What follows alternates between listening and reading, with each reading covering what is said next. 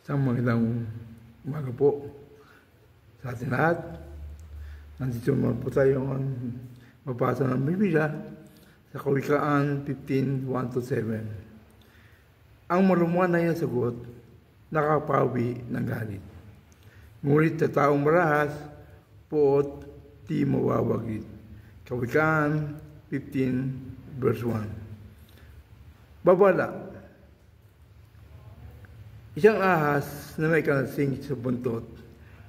Kung nakakita ka nito ng malapitan, marahil napansin mong mas mabilis ang kalasing ng ahas habang papalapit ang inakalang mata sa kanya.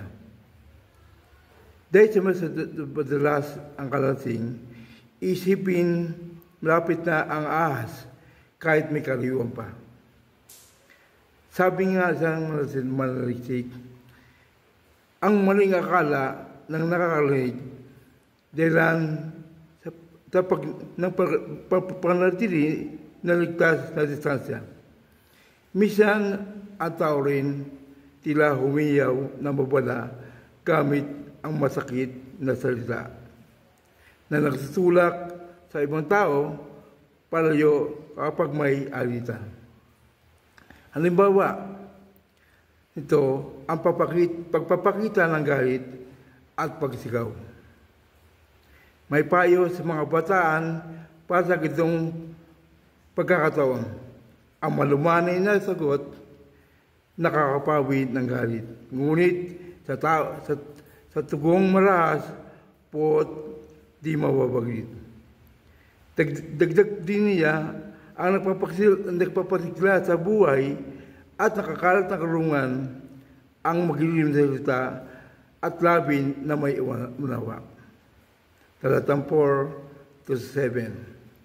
Ibinigay ni Jesus ang pinakadilan ng mga inaong pakitungo sa mga alitan natin.